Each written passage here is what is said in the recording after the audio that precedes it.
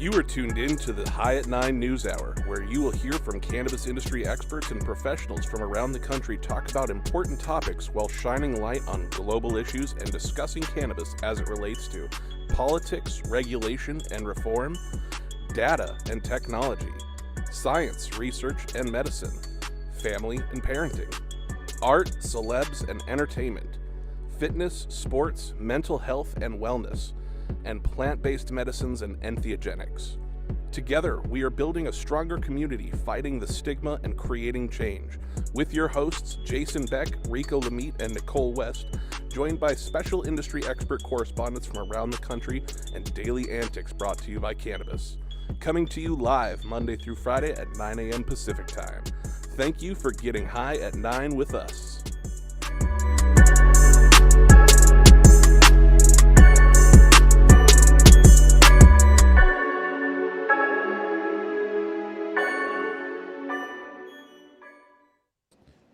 Oh, yeah. Good morning. It's Monday, September 12th, and thank you for joining us and getting high at 9 with us. It's also high noon on the East Coast, and please remember to like, share, and subscribe to all of us on all of our social media platforms. We're live every Monday and Friday on YouTube and audio only on Clubhouse. And if you're on Clubhouse, you can participate if you raise your hand and have a brief comment on the story that's most recently presented. But without further ado, let's pay a quick bill and be right back.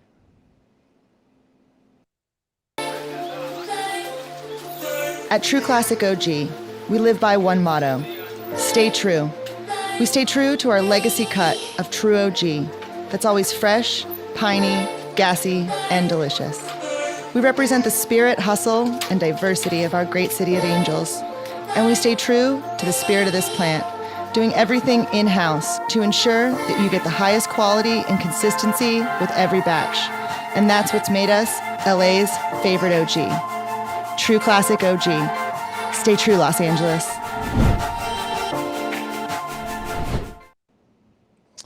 Oh, yeah, that's right. First of all, since it is September 12th, we missed 9/11. Let's take one brief moment of silence in remembrance for all the fallen victims of 9/11.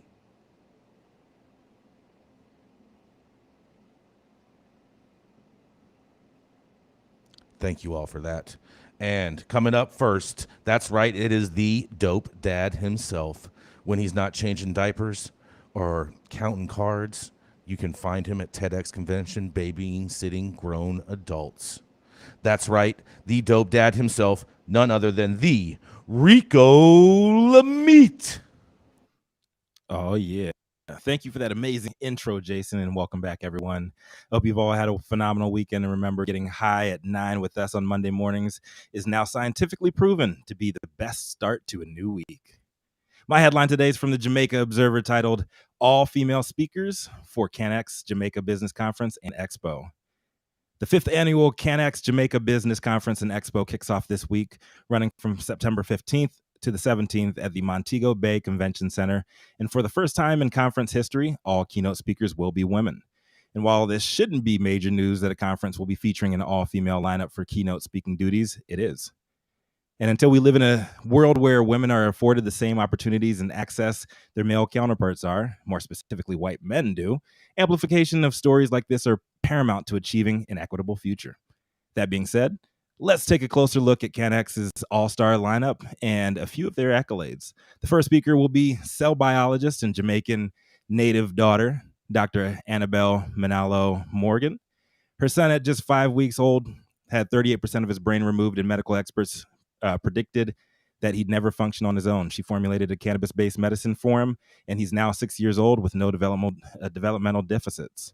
Manalo Morgan says the experience inspired her to continue advancing the medical potential of the plant, seeking to bridge the gap between natural science and modern medicine. The second keynote speaker will be coming from former Illinois Senator and current Marijuana Policy Project President and CEO, Toy Hutchinson. Hutchinson's known as a champion of human rights issues, more specifically the protection of women and children, tax reform, and cannabis legislation. The conference's third featured address will be delivered by the industry's first Black legal operator, Wanda James.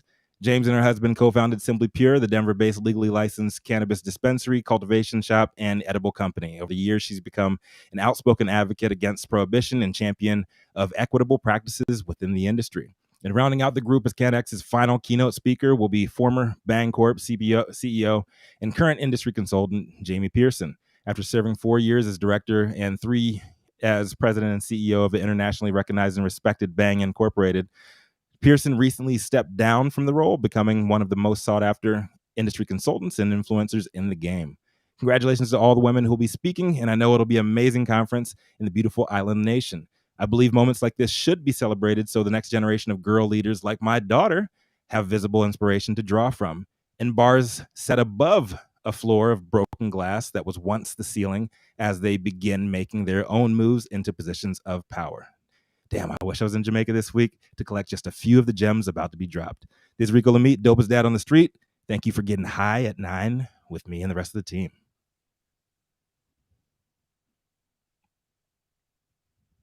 You guys got some comments? Come on now. Come on. Wow. I have to applaud Douglas Gordon and the team from CanX Jamaica for making this bold decision. And make no mistake, it's a decision. Those keynote spots are highly coveted and paid for in a lot of places and conferences. Let's just be honest. So I just want to applaud the CanX team for elevating the voice of the women in this industry, because there's a lot of wisdom there. So yes, I'm going to sound totally biased when I say this. It's probably going to be one of the most educational conferences that anyone's ever paid for. So if you want to get your money's worth at an expo where you're not going to walk up and probably just hear people pop their own collar for their own business, and they'll probably actually give you some real life gems to help extend your career, build your business. They're going to actually help you. I think this is going to be the expo. And again, I'm not trying to be biased or anything, but I do know, as a woman in this space, we work twice as hard for half as much credit on a regular basis. So I guarantee you that's going to be twice as good. And unfortunately, I think there's only a couple articles out about this that we've seen, and so it sounds like about half as much press, but I think it'll be twice as good, which is expected, right? I would also applaud them for doing that. I know last year at CWCBE, for the first time, we set aside a whole section for Women Grow and for female entrepreneurs, and provided that to them. And honestly, it was the most energetic, it was the most well-received, best part of the conference. Everyone loves speaking to the women. I think women just have, and no offense to you, two men up there in the corner, but women just bring a different energy and dynamic to these types of events. And I think a different perspective that's definitely needed in this industry. I think a lot of people forget a lot of this industry started with the caregiver, which was generally women. And so I think a lot of respect needs to go to the women who've built this space. And I'm glad that Jamaica's doing this. Female plant. Yes. Yeah, I have to give it to the organizers as well. And I hope that because the content is going to be such fire, that companies around the country will understand that they need more women to be better. They just need more women in their ranks to be better. And this world would be better if more women were in positions of power. So that's what I hope comes out of it. So I throw a lot of events over the past, I'd say 8-9 years. I've probably participated in organization fashion of about 100 different cannabis events. I've also through women's events. They were called Women of Sensi, and we would have just nothing but, focused on different women, business, owners and scientists and just all these amazing women in the industry. And it is remarkable to see. I will get my bios on time. I'll get my information filled out quickly. I won't have to chase people down for shit. The women expos have been amazing for that, where I'm just like, all right, cool. I sent the email and everyone clicked the fucking button. Go figure. So thank you, ladies. Women get shit done, and there's no offense they're taken at all, Gretchen. Jason, Rico, I would ask you, your experience working in the space, do you find it better or easier to work with women over men? Yes, I think it's better. Over my I said 6 years on above ground in this industry. And this is just me keeping it real, and I have the facts and the figures to prove it. Like, the women on my teams have always got it done. They've been better salespeople on my teams, and they actually follow through what they said they're going to do. Period. Well, I'm going to say it always depends on the job, but overall, I will say that as far as all employees, I have a majority of female employees over male employees. I'm sorry, I just can't hide my excitement here. Y'all know, but my podcast is focused on the women in this industry, and it's just like, those are the vibes. It's, we can work together. Let's find a solution. What's your goal? This is my goal. Hey man, we're more powerful together. And we bring the men into that, I feel like. I mean, it's just, you know. And none of us would be here if it wasn't for a woman. So shout out to all the women out there. Big ups. Big up to the ladies, to the mamas, the babies' mamas, and the babies' mamas' mamas out there doing the damn thing. And let's not forget about let's not segregate. We also have to include the female plants. Yes. Oh, absolutely. Indeed. Absolutely. Well, thank you so much for that headline, Rico. That story was a great way to start our week.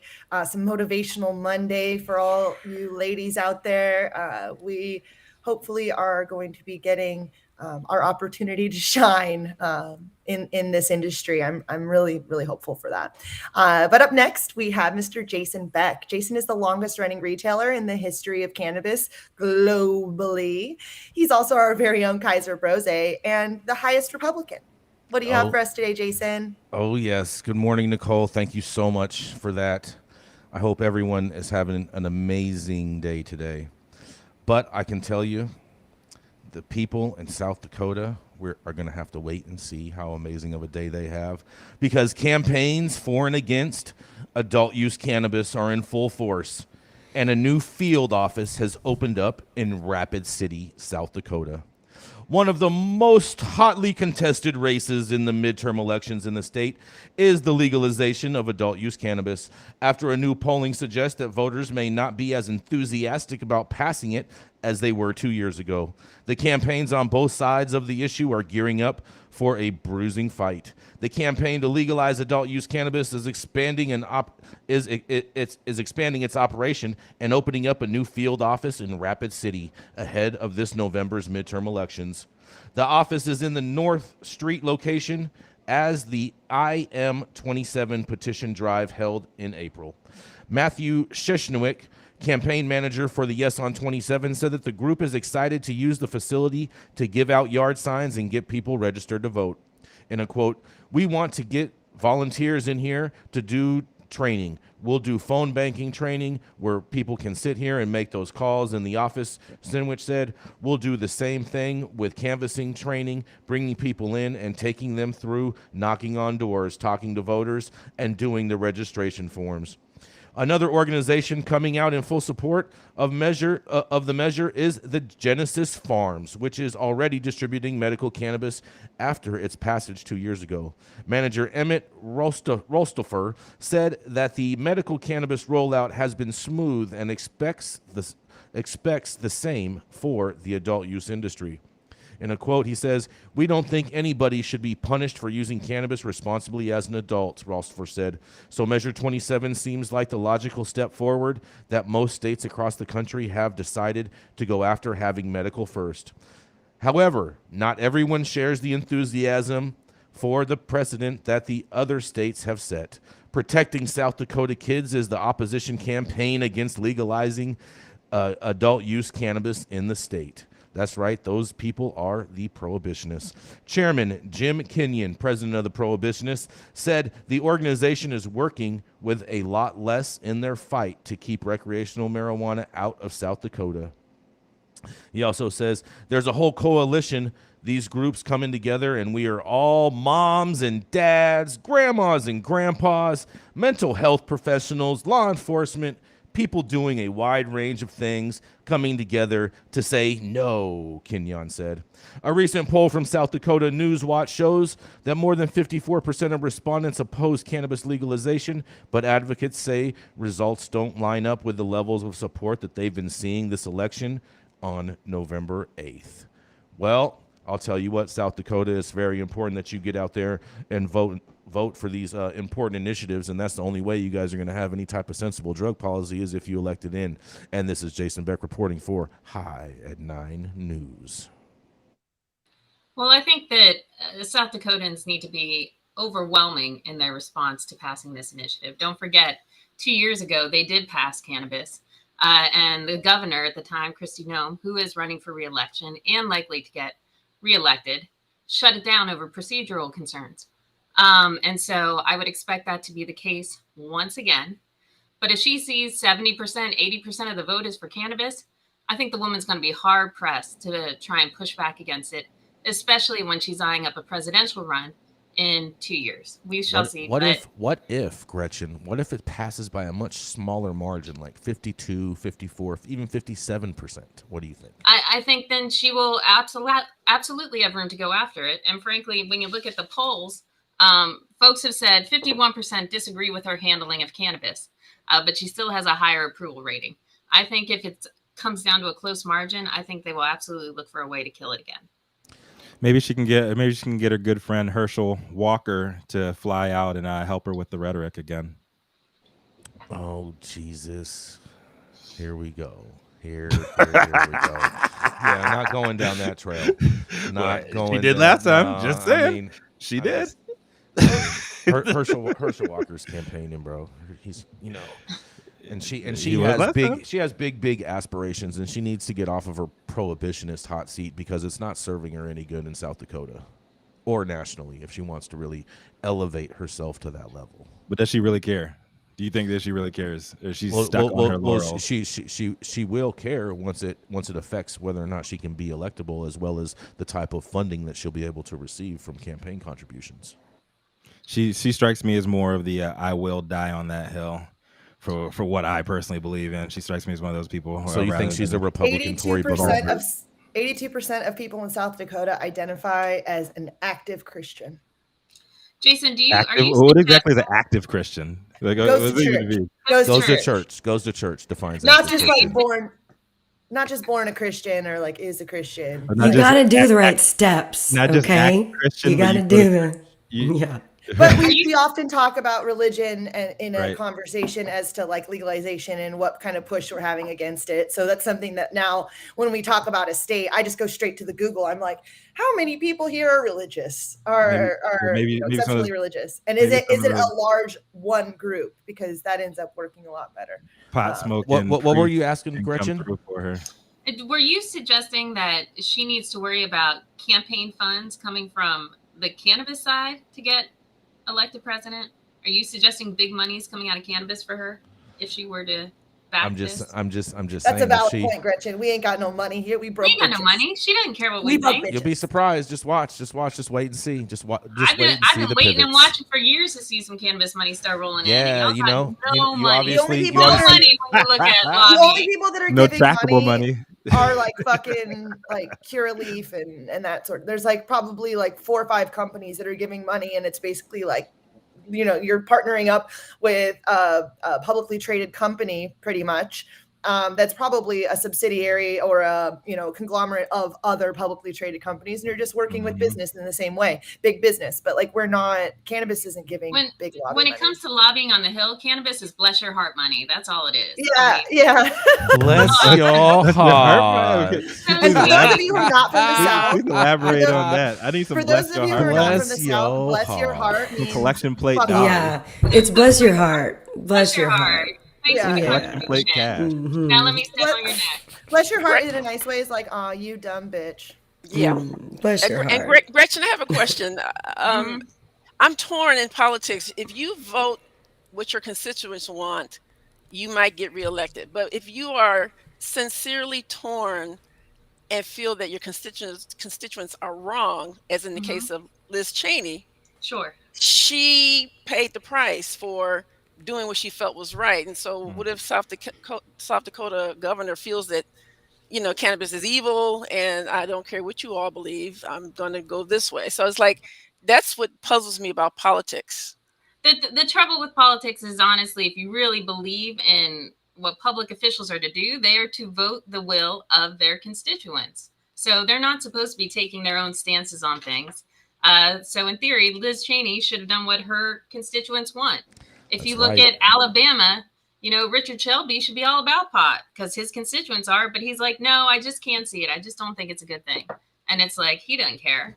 I mean, politicians do whatever they want. And frankly, they do what it takes to get reelected. And Liz Cheney's going to do just fine, not being in Congress anymore. She's gonna make a run. Of course. You're gonna see this. She's not going to run anywhere. She's going to run in place. She's going to run in place. She's going to run in place. She's going to have no support. It's just going to be nothing but Halliburton and all of that shit. There are plenty of us moderate, middle of the road Republicans who remember fondly the days of Reagan. She is a warmonger. No way. At what point? That's the appetite, though, Jason. Yeah. That's the appetite. You're Watch. crazy. Gretchen, my money's on.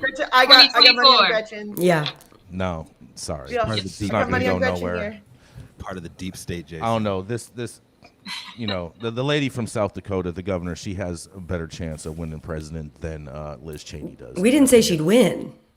Okay, Gretchen didn't say she'd win, but she gonna run. Gretchen ain't winning shit, but she's fucking sharpening her spikes. She's ready screwing them in. Ready to split the vote. I guarantee you, Liz Cheney can raise more money than Kristi Noem can. She's biting her nails off. Oh, I agree with that too. Oh boy. Well, that's because she has Dick Cheney's Rolodex. What a dick Rolodex to have. Well, nice to have our finger on your side. Let's keep smoking the Let's keep this motherfucking party rolling. Up next, it's a cannabis business consultant and industry veteran certified in 3 states as a bona fide bullshit buster. And it's High at Nine's in-house dirtbag expert as well. Y'all know who it is coming to the stage next? The self-described general data bitch herself, Nicole West. What you got for us on this beautiful Monday morning? Good morning. Good morning. Happy Monday, everybody. My headline today is actually coming out of Bloomberg, and it is Europe's call for medical cannabis sees South Africa firm thrive. Now, I want to say this is super interesting to me because I've been watching the communication and the import-export between South Africa, Europe, and Australia kind of develop over the past couple years, and I had no idea this was the direction that product was moving. So booming demand for the medical cannabis from Europe to Australia has seen several South African producers sell all of its output for the next year in advance. Safricana signed a deal with Germany and Australia for the bulk of the production. The CEO of its largest investor, Opastia, said in an interview, Basim Hadir. The company started construction of its facilities in the capital, Pretoria, in 2019 and shipped its first flowers in June. In the same month, it agreed with a German-based Demacan to supply medical cannabis flower. So, okay, South Africa growing the cannabis, packaging it up, shipping it to Germany, to Demacan, okay, for flower. Then, to meet rising demand, Safrican aims to increase its production 5-fold by 2024. It will spend $40 million US in expanding its facilities in Pretoria to produce 25,000 kilos or 55,000 pounds of cannabis flower per year from 5,000 kilograms currently. The legalization of medical cannabis in more than 40 nations has led to an explosion in demand for the product that can be used to help treat nausea, Alzheimer's, and chronic pain. Safrican is among a handful of African companies to have met the European Union's strict GMP standards or good manufacturing practices, allowing it to export cannabis flowers as an active pharmaceutical ingredient to Europe, Hadir said. The global medicinal cannabis market was worth $26 billion in 2021 and is expected to expand to a compound annual growth rate at 10.4% through 2027, according to research from IMARC Group. A 51-year-old Nigerian-born entrepreneur, Hadir chose to invest in South African cannabis industry because of its infrastructure, cheap land, and good climate, he said. According to Prohibition Partners, the country's cannabis industry is predicted to be worth $27 billion. So the interesting part about this is that the weed is going from South Africa to Germany for import, and right now there is product going from Germany to Australia. But 2 years ago, Australia started making all of this money exporting weed from Australia to Switzerland. So I'm just saying, logistically speaking, couldn't there be a better way to keep weed within the borders that we're growing it and produce product that we test locally and use locally? And then it made me have a little bit of a head scratcher about South Africa in general, because South Africa legalized cannabis for adult use in 2018. However, it doesn't allow for it to be in public. So there's no ability to sell the product. So all of these large farms that are growing cannabis in South Africa, in fact, are exporting all of the product. None of that product is staying within the country. And so then I started to wonder, at what point is South Africa going to have ability to purchase product? And when I was there was a few coffee shops, and there are, some workarounds, very similar to Amsterdam in the way that the businesses ran. However, I'm really curious to see what happens over the next year or so with South Africa, because there is a growing revolution right now. They call it Daga in South Africa. And, just look up the Daga couple. And it is insane to see what's happening right now with the revolutionaries for cannabis. I mean, people are literally being murdered by the government in the effort to try to bring cannabis to South Africa. And I'm watching this right here, and it makes a ton of sense, because they're probably making a ton more money sending their weed to Germany than if they sold it to the people of South Africa. And I'm Nicole West, getting high at 9 with y'all. Thank you for covering this, Nicole. I know Nicole Bafong on our team has covered that movement in depth several times too. It's very, very fucked up what's going on there. But I thought that Pretoria was an American sovereign nation outside of Quahog. I don't have an answer for that. Never saw that on The Family Guy. Oh. Jesus Christ. I knew I had heard of Quahog. I was like, where the fuck Me is too. Quahog? I'm I was like, where the hell is that? I Where think is I've that? been there. I was like, I have no answer for that, because I don't even understand your question. So I'm just going to sit here and be like, I don't know. So Peter established a sovereign nation with, he called it Pretoria. Sorry. Oh, that's right. Right over y'all's heads. That's right. I forgot about that. Oh my God. Okay. Regardless, it's not efficient at all, and it just goes to show that old habits die very warily, and it looks like the same old shit that we've seen happen in history over and over and over again.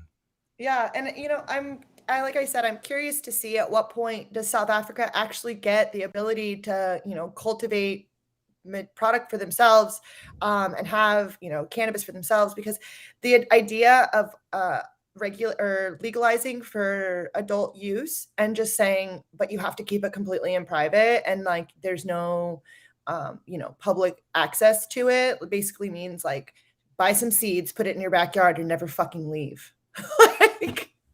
Right. So you're saying there are no dispensaries?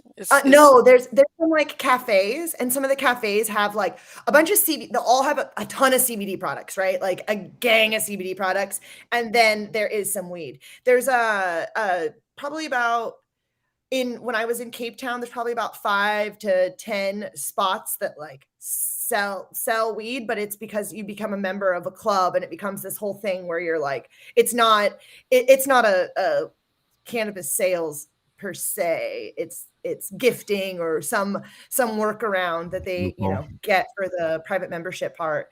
But do we know anything about cannabis consumption in South Africa? Are they big consumers? I mean, like compared to other countries, are they big? Do they want to smoke? Is this been a big part of their culture? It is a big part of their culture, and yes, they want to smoke. Nicole, when you were out there, how would you rate the quality of cannabis? You're out there. B minus, B plus.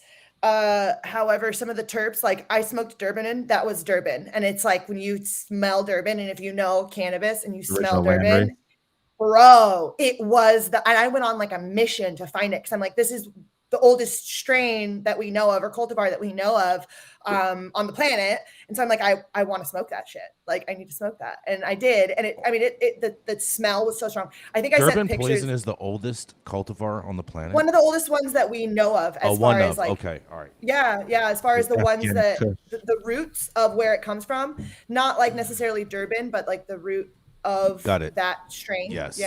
Yeah. Africa and Afghanistan are the like oldest documented like cultivars where we can be like, this is what this is and where it came from.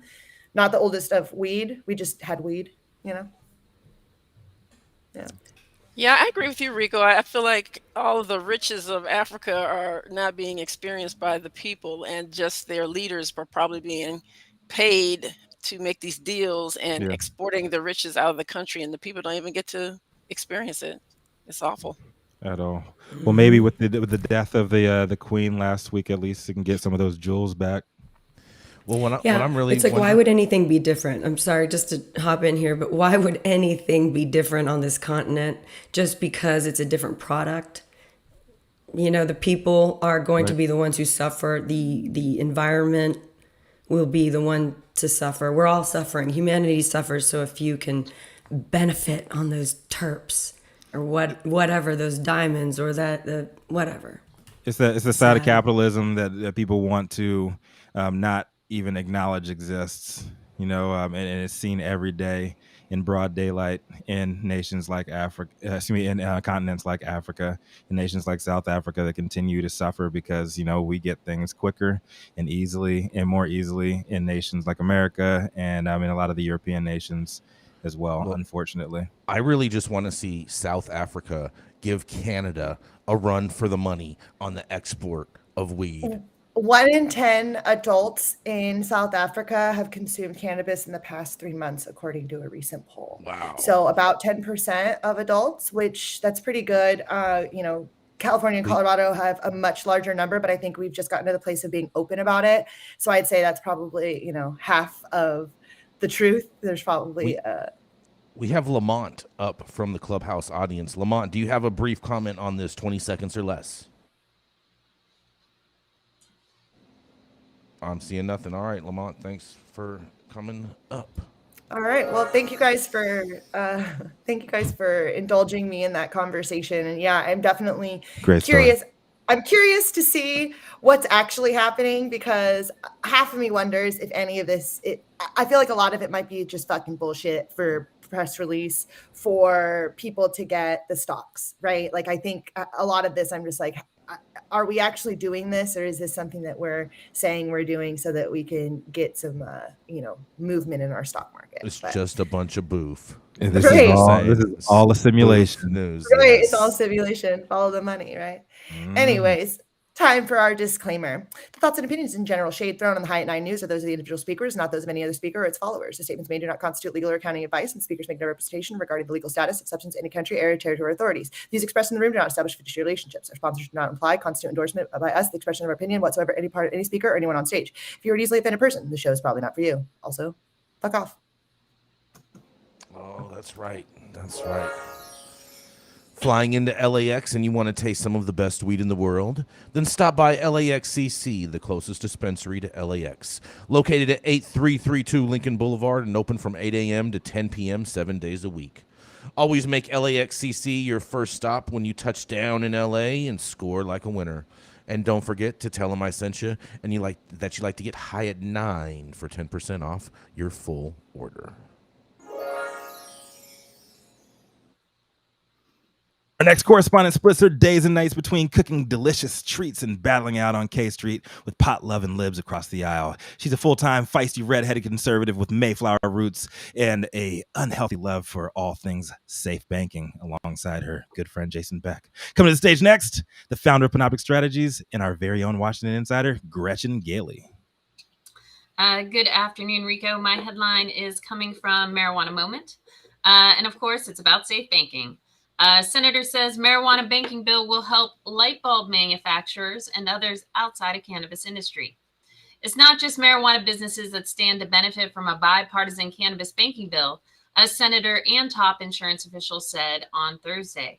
It's also about safeguards for ancillary companies that serve the industry, like a light bulb manufacturer whose product malfunctions in a grow house, catching fire and creating insurance liabilities.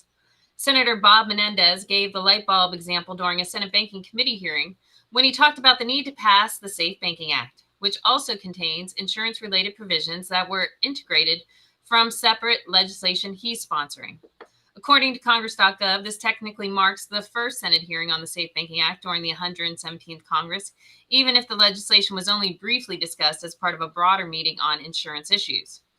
Menendez says, I'm concerned that businesses that have nothing to do with cannabis could face serious consequences. Imagine a scenario where a New Jersey light bulb manufacturer sells a product to a state legalized cannabis business, and there's a fire related to that light bulb, causing the business to suffer loss. Under current law, in this scenario I just described, could the light bulb manufacturer's insurance company face federal charges? They paid the claim. Kathleen Bahrain, a representative of the National Association of Insurance Commissioners, replied that they support this really critical cannabis banking reform, telling Menendez that the challenges that the insurance companies have is using the banking system to transfer funds to a cannabis business. So the answer is that if a circumstance which could be challenging for that light bulb company's insurer in trying to use the banking system to pay money to the cannabis business, Bahrain, who serves as Maryland's insurance commissioner, said, it's really critical that businesses be able to buy insurance, that they be able to pay for that insurance, and when claims occur, the insurance companies be able to use the banking system to pay those claims. The Safe Banking Act would allow that to happen. While there are some lawmakers who would like to see the standalone bill brought to the floor for a vote with the expectation that it enjoys enough bipartisan support to be enacted, leadership isn't on board with the legislation as drafted. I like the story just because I like that other folks are talking about safe banking. I like to see Menendez involved in the discussion. He is considered a senior member of the Senate. And I think any time that we can talk about cannabis reforms anywhere, even if it's a hearing outside of, actual cannabis discussions, I think it's important. And people will start to see that cannabis is a part of our daily lives and should not be treated separately. This is Gretchen for High at 9 News. That's right. Pass safe banking already. Fuck safe banking already. You're just a hater, bro. That's what people no licenses say. Fuck safe banking. Definitely need banking. And the insurance issue, Gretchen, is literally something that I've been trying to stay kind of quiet about because I don't want to cause a ton of liability. But at the same time, I have to kind of squawk about because my job is liability assessment and addressing it. But we're in this weird fucking place where it's like we don't have enough insurances and we're not protected enough. But I don't want to say that too much because people are fucking trash. The prohibitionists will use it against us. So you want to talk about insurance, but you can't because you have lack of insurance to talk about insurance. Yes. Our coverage doesn't allow us to talk about it. To talk about how uncovered we are in these businesses, and I'm talking about labor law. I'm talking about logistics. You want to talk about getting out on the road, moving material around on the fucking road, naked. You're just out there just naked, fucking no windshield, balls out. It is dangerous out there. Sounds like a cool ride. No, it is scary because without the ability to have proper banking and proper insurances, we are literally just liability movements. The moment you leave your little space, it's scary. And I'm talking about the moment that product leaves or the moment that people leave. It's dangerous. And so I would like safe banking as somebody who looks at liabilities and says, without this next step, we're never going to get any of these big insurance fucking coverages and these big carriers to protect us as businesses like we deserve as a real business. We deserve real coverage. We deserve to be protected from people being, ambulance chaser, shithead lawyers, which right now we're not. Yes. We're not protected from those people. And we hate those kind of lawyers, ambulance chasers. I think you bring up such an important point that people aren't realizing. A lot of people say, if we pass safe banking, it's not going to do much. It's not going to move the needle. It's not going to get investors off the fence, yada, yada. But there's so many other issues that safe banking touches that can really help businesses on the ground that we need. And I'm sorry if everyone thinks it's just going to help Big Brother, but that's just bullshit. It's not going to just help the major companies. There are small businesses that are struggling, and safe banking, Rico, go fuck yourself, can help. And I got a wife. That's right, Gretchen. 100%. And I will say it over and over and over again. No, fuck safe. Fuck safe banking. Rico, you've already backpedaled on the issue. Hold on. Unless you use the amendments that were put forward by the CRCC earlier in September, then I can rock with safe banking. But until you couple them with helping out the communities that you've already fucked over with fucked up banking, then it's just not going to work. It's not going to work. It's not going to be anything except for a boon for large businesses and large insurance companies as well. Period. I have no problem with the amendments put forward by the CRCC, and I will say, after being at the PBC conference last week, I think people are taking those amendments seriously, and I think they are getting a good hard look at for Safe Banking Plus, and I think you may be a little happier. You won't be fully happy. I know that ain't going to happen, but I think you'll be a little happier. Nobody is, and I'm okay with that. What gets proposed down the road. I think nobody is, and I'm okay with that. I just hope that Safe Banking Plus doesn't end up like CNN Plus. Oh, yeah, that's right. That shit got canceled. Absolutely no viewership, no support. That's right. That's what happens when you're fake news. No, it's not. When you're fake news, you live forever. Evil never dies, bro. We'll see. I mean, you see what's happening over there. They have major restructuring going on over there. They're going to become the new Fox News. That's soon, bro. They know where the money's at. I think that's the word structure is for sure in there. I just don't know where. All right. Well, that was a fantastic story. Thank you so much for bringing that to our attention, Gretchen. But coming up next, one visit to this office is sure to get you access to all kinds of blue pills. All shapes, sizes, and colors are always included and welcome in this safe space. She's the Plants for Life CEO and a dual board certified physician, always promoting cannabis as medicine. And if you play your cards right, she'll mix some yellow ones with your blue ones to make a greener experience.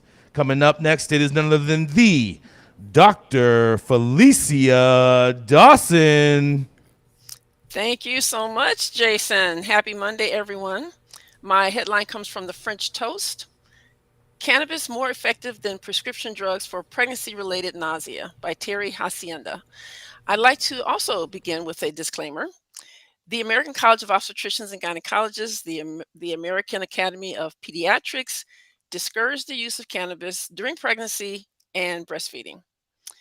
Nausea and vomiting of pregnancy is very common and present in mild to moderate degrees in 70 to 80% of women. Hyperemesis gravidarum is a severe form of nausea and vomiting of pregnancy and occurs in 1 to 2% of women. Hyperemesis gravidarum can result in dehydration, nutritional deficiencies, weight loss, metabolic abnormalities, fatigue, hospitalization, depression, postpartum PTSD in the mom, and in the baby, or growth restriction, low birth weight, preterm birth, low APGARs, and in very severe cases, neurodevelopmental delays, ADHD, and decreased cognition. A new study published in the journal Geburtshilfe und Frauenheilkunde, which is my sincere attempt at German, stands for obstetrics and gynecology, and found that cannabis works better than prescription drugs for treating hyperemesis gravidarum.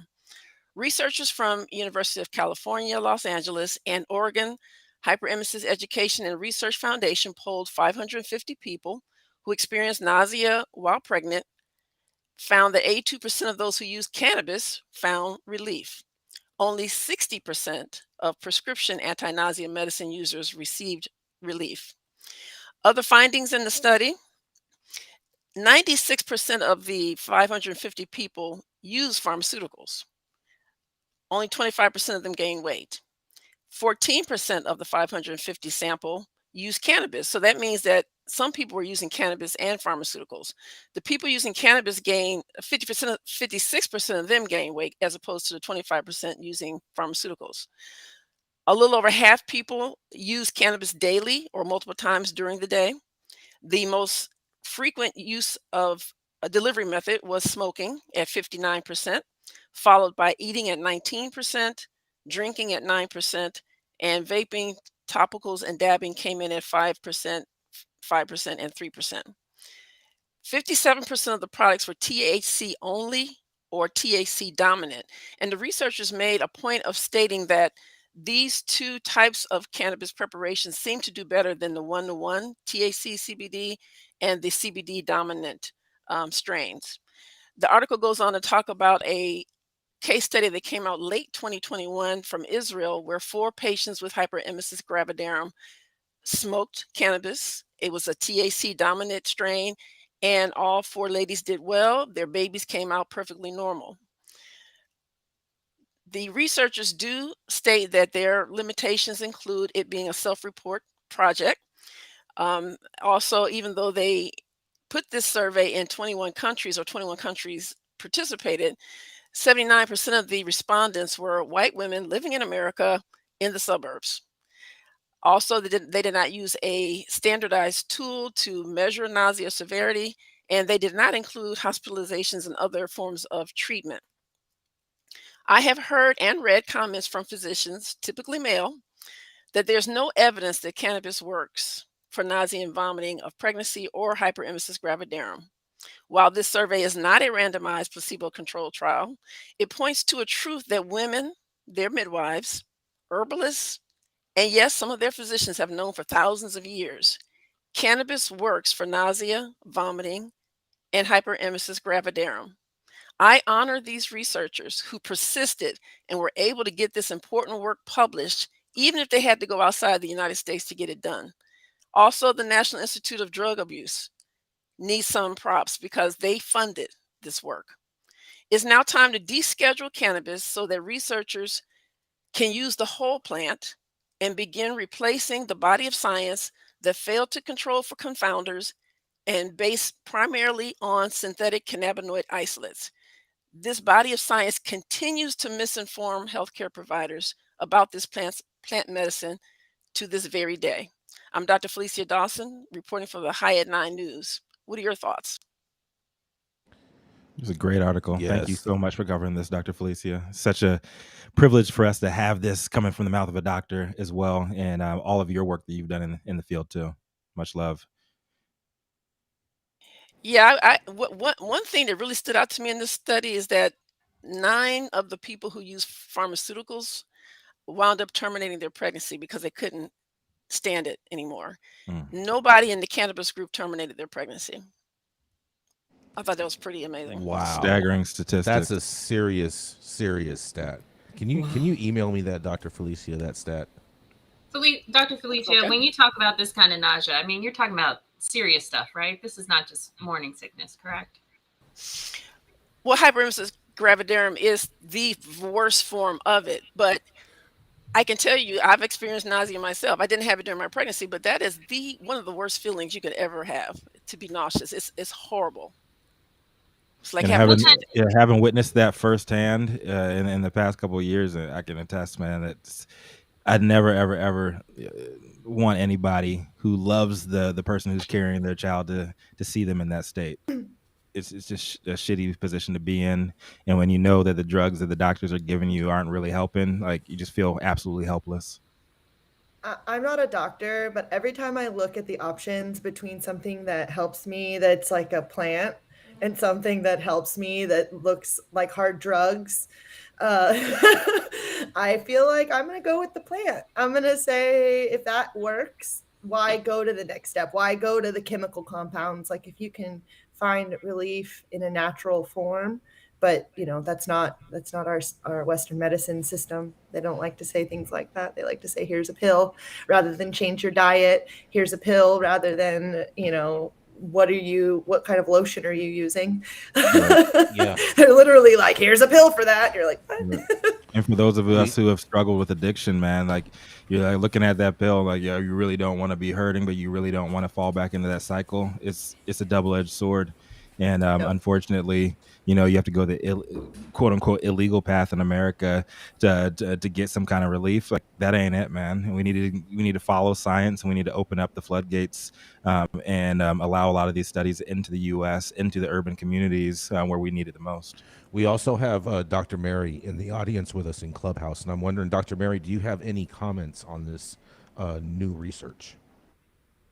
Oh, thank you. I mean, it adds to the existing body of research that is, that is full of pros and cons. And I know that it works for nausea, certainly in cancer patients. I don't see why the nausea of pregnancy would be much different, because all of it is what we refer to as supratentorial, like a nausea that is coming from the brain rather than coming from some sort of abnormality within the gut itself, like, for example, gastroparesis or chronic constipation can cause nausea. So the causation, it makes sense that it would work.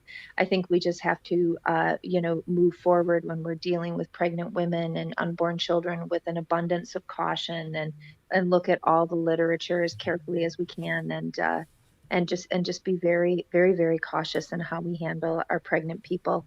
But this is along with everybody else that we take care of, but especially somebody whose cells are growing and multiplying at the fastest rate of their entire life. We want to provide all the best things for those little ones. So this is exciting and worth continuing to monitor. Yes, indeed. Thank you for that, Dr. Mary. You're welcome. Yeah, I look forward to the researchers being released and being able to work with the real plant, because the synthetic cannabinoids can get us in the ballpark, but they don't behave exactly like the plant. And so we need the plant to actually find ourselves on the basis. We can't just keep using synthetic cannabinoid isolates and extrapolating that to mean that this is how the plant works in the body. It's just not true. Deschedule or bust. Exactly. Dr. Felicia, are they going to be, is this same group, do they have any other studies in line or in the queue that they are working on that is similar to this study? I'm not sure, Jason. I'm not sure. But Ziva Cooper is one of the researchers, and she's done a lot of work with the NIH and is very pro-cannabis. And I'm just thankful that they worked hard enough to get this published, because now it's trickling down into our lay materials, and now other doctors can read about it and know that cannabis can hold its own against any pharmaceutical for nausea and vomiting and hyperemesis gravidarum. Much love. So up next, and bringing us home today, this feminized Lone Star State advocate and storyteller is the co-founder of Grow House Media and can be found weekly on her podcast by the same exact name, Feminized, where she interviews some of the dopest women in cannabis. You know who it is coming to the stage next. Liz Grow. What you got for us this beautiful Monday morning? What's popping? Hey, I'll tell you what's popping from the great state of Texas, you guys. This article came out on Sunday. Shout out to Miss Nicole West for sourcing it. But it's hemp was supposed to save Texas farmers during a drought, but it hasn't yet. This is from the San Antonio Current by Sneha Day. When the Texas legislature legalized hemp in 2019, State Senator Charles Perry called hemp the hot crop, a drought-resistant lifeline for farmers. It got the Senate and the House with unanimous votes. It had the backing of Agricultural Commissioner Sid Miller, allowing the Texas Department of Agriculture to create an industrial hemp program here in Texas will give Texas farmers an exciting new opportunity to thrive. And that's something we should all get behind, said Sid Miller to the Texas Tribune then. It's all about Texas farmers and ranchers, seeing them prosper. But since legalization, farmers have lost interest in hemp, especially the kind grown for fiber and grain to make clothes, textiles, and paper. Those who invested have yet to see returns and say hemp, like other crops, is struggling across the state during one of the driest years on record. Farmers across Texas are having to cut their losses by abandoning failing crops used to save valuable resources. And with so much at stake, some farmers just aren't willing to risk investing in hemp. The interest is not there with farmers, said Kyle Bingham, the president of the Texas Hemp Growers Association. They don't want to waste time, money, land, or anything on hemp right now. And as hemp production struggles to take off, farmers are still straining to make profits, hitting rural communities that depend greatly on the agricultural community. This year's drought was the first serious weather test for Texas' emerging hemp industry. And by all measures, hemp planted in Texas soil hasn't been able to withstand extreme conditions. To say this is a drought-tolerant crop is not accurate. Cheers to that, said Kyle Bingham, who grows industrial hemp along with grapes on his Meta farm southwest of Lubbock. We can grow dryland cotton on a year like this when you never have any success with a dryland hemp crop.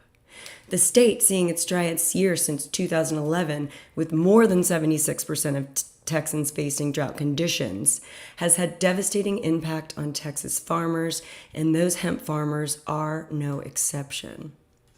Farmers saw industrial hemp fail because the soil hardened in the dry heat.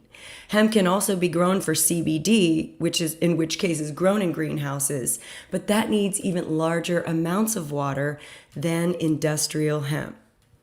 For hemp to grow CBD and fiber, optimum daytime temperatures production is 70 degrees to 80 degrees, but temperatures across the state this summer broke highs and were often over 100 degrees, compounding conditions that led to low-yield crops. The U.S. Congress passed an Agricultural Improvement Act of 2018 legalizing hemp at a federal level as long as it didn't contain more than 0.3% THC. And the following year, the Texas legislature followed suit, creating a pathway for the production of hemp and hemp-derived products with hemp-derived CBD oil with less than 0.3% of THC. The bill gave the state primary regulatory authority over the production of hemp. But it wasn't just about regulation. Advocates envisioned a booming hemp industry in Texas. At one hearing, the House Agriculture and Livestock Committee heard testimony about out-of-state success in Kentucky, which was a hemp pilot program where they were paid $3,000 to $5,000 an acre for hemp. The agricultural industry has been facing an economic downturn for some time. Even in cotton, a crop that's seen strength in Texas agriculture, it was struggling. The legalization of hemp was welcomed as a possible solution to the downturn, even an alternative to cotton. But now hemp licenses are down, according to industry experts. The legalization of hemp was accompanied by an influx of hemp growers, eager to cash in on the new crop. But the demand couldn't keep up with the gold rush mentality, and Texans were flailing and failing to find buyers after they harvested the crop. And there still isn't even a clear market for hemp in Texas, y'all. Farmers are finding little to no established processing facilities or consistent buyers looking for Texas-grown fiber or grain. Many retailers are still sourcing their fiber and grain internationally to get goods at a better price point. But despite all of this, the leaders in the hemp industry maintain optimism that the crop can take off so long as farmers can regain interest in the industrial hemp and introduce it into their row crop rotations. Farmers can work hemp genetics to better tolerate drought conditions. And a lot of that research is happening at Texas A&M University. But with licenses down, the industry must build an appetite for the crop in a fragile industry in which taking a risk with hemp has already hurt many farmers. Time is running out and the promise and potential in Texas is waning. You guys, I have spent so much time with hemp farmers in Texas over the past 2 years, and I was able to document all of this excitement and hope in the very first year. And now we're just seeing things, they're just not panning out. We really couldn't learn from other states, but we had to try. But what I have to say about this as a proud Texan is that what burns is really undereducated and inadequate lawmakers are standing in the way to research and prosperity, and they're not supporting our farmers. So I'm pissed, and I'm glad that this year is an election year for all Texas lawmakers, y'all. I'm Liz Groh, and I'm a proud Texan, and I'm reporting for High at 9 News. What do you guys think about this story? Liz, I think this is just a picture of what happens when government does not get behind what they are pushing. I mean, this is why we need regulations. This is why we need legalized markets. I mean, the processing of hemp, I think, has really been the downfall of the hemp industry, is folks are coming together with their farms and stuff and have nowhere to go with product. I mean, if you want to make money in this industry, open a hemp processing facility. It's sorely needed. It's sorely needed. But it's a long-term investment. It's a long-term investment, and the cost and return on it right now is so fucking low to the hempcrete, the actual profit margin on making the hempcrete, because now with the cost of wood and everything going up and steel, there might be more of an opportunity now, but at that point hempcrete might be that much more as well, but the actual what they can sell it for, it's such a small number. I Googled, this is such a random reality. I Googled how much does it cost to grow an acre of hemp, because I know how much it costs to grow an acre of cannabis where you're trying to like smoke that shit, and it is way more. So I had to look it up for hemp. And so it's estimated production expense of $286 per acre, with a net return, if you're doing fiber, ranging between negative $116, so you could lose $116 off your fiber, up to $473. So you could make up to $500 an acre, which is drastically higher than a lot of other crops, not higher than wheat, not higher than soy currently. So wheat and soy are still outpacing the return on acreage of investment in hemp. And hemp is a fucking pain in the ass because of some extra hoops you have to jump through. So, you do it 1 or 2 seasons after being a wheat farmer or a corn farmer, and then you're just like, fuck this. Yeah, and what we saw in Texas too is a lot of farmers are like, I'm a farmer, I've got many, many sections. They talk in sections and not acres. And I learned this, if you ask them how big their farm is, that's rude. Don't do that. Okay, just a little tip from me to you. Yeah, it's like asking them how big their dick is. It's like, just dude, the tip. I just want to know how much of this shit you're willing to give to hemp, and it's sad, but a lot of ego went into it too, and that's a lot of it you have to know Growers, the not acreage, showers. so that's not really an option. Like you have to tell me how many acres we're growing on, because I have to register this in a fucking database somewhere. Well, but if you're personally talking, if you're having a conversation personally and you look them in the eye and ask them, I'm telling you, Nicole, you would die talking to a lot of farmers here. Please grow. How big is your farm? Everything's big. How many hectares you got on your farm, girl? All right. Well, we are at time on that story. Thank you so much, Liz, for bringing us some amazing information and some sad information out of Texas. Hopefully we'll be able to see that develop in the way that it was supposed to, but it's looking bleak. So thank you guys all for tuning in. Catch us Monday through Friday, 9 a.m. Pacific time and high noon on the East Coast. Big thank you to our sponsors, audience, supporters, and everyone on the back end keeping us going. Thank you to the haters for still talking about us, and True Classic and LAXCC for helping us eat. All the correspondents for coming on here and getting pretty for the show in the morning. We know it is exhausting, but I think it's noon where Gretchen is, so that's positive. Thank you, Weed, for helping us all be funny. High noon. Thank you to 3S4 for being awesome. Trippy House Cats helping us sound like we know what we are doing. And thank you all for getting high at 9 with us. It's time to run the outro music, guys. You are tuned in to the High at 9 News Hour, where you will hear from cannabis industry experts and professionals from around the country talk about important topics while shining light on global issues and discussing cannabis as it relates to politics, regulation and reform, data and technology, science, research and medicine, family and parenting, art, celebs and entertainment, fitness, sports, mental health and wellness, and plant-based medicines and entheogenics. Together, we are building a stronger community, fighting the stigma and creating change. With your hosts, Jason Beck, Rico Lamitte, and Nicole West, joined by special industry expert correspondents from around the country and daily antics brought to you by Cannabis. Coming to you live Monday through Friday at 9 a.m. Pacific Time. Thank you for getting high at 9 with us.